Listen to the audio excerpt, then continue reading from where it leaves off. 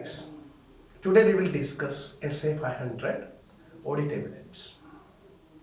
Auditor gives conclusions. What are those conclusions? Financial statements are free from material misstatement, or certain area misstatements are present, certain area it's free from misstatement, or financial statement totally misstated. That means misstatement is nothing which contains fraud and error. He gives that conclusions to the public. Then public will ask how you can tell financial statement contains fraud and error. Do you have any informations? Do you have any evidence supporting for that?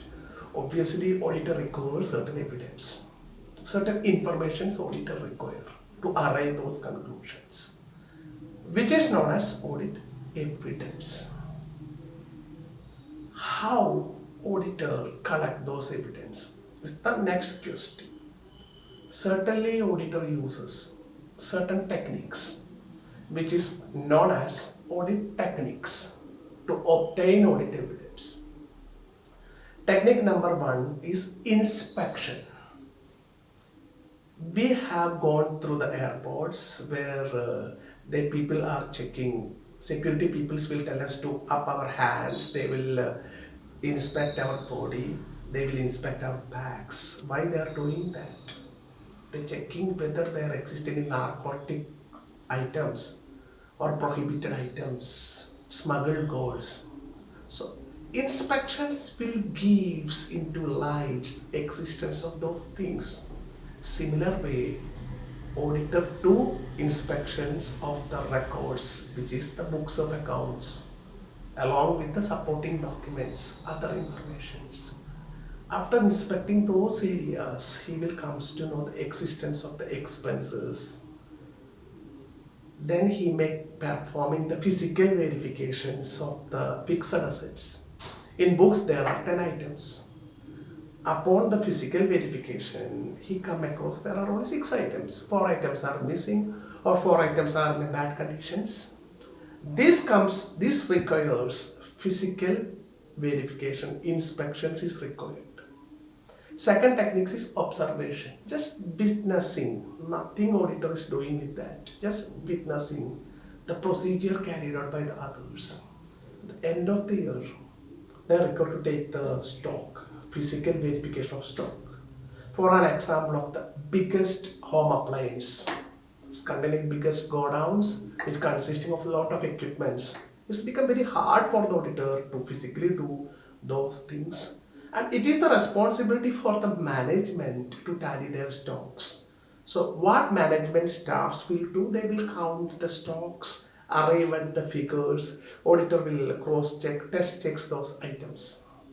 This is techniques number 2. Technique number 3, inquiries.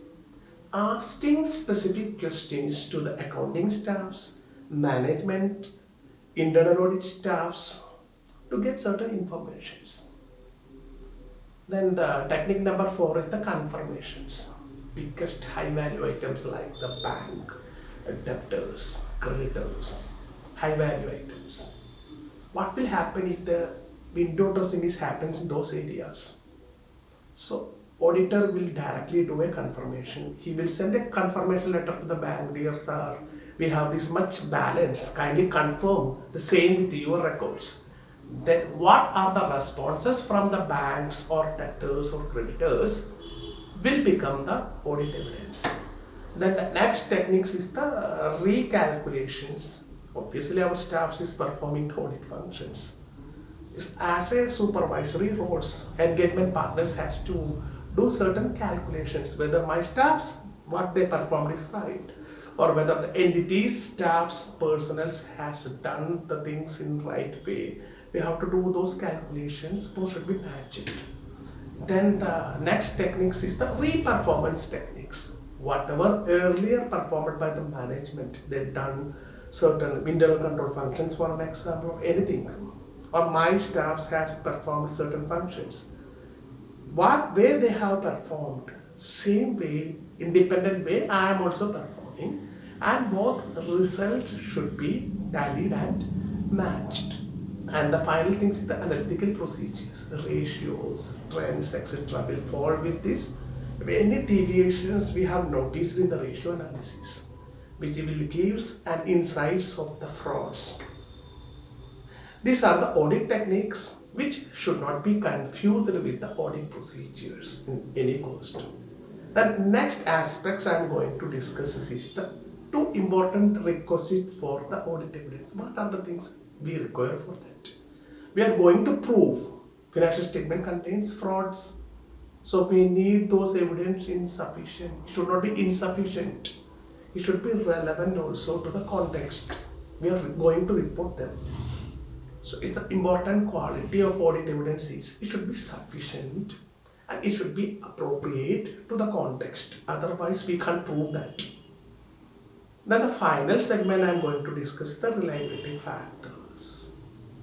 Audit evidence in the documentary forms is more reliable than the oral forms, isn't it? Oral forms, words can be changed, but document can be tampered, but it's more reliable than the oral one. Audit evidence directly obtained by the auditor is more reliable than those obtained from the entity. That is the example of confirmation I have told.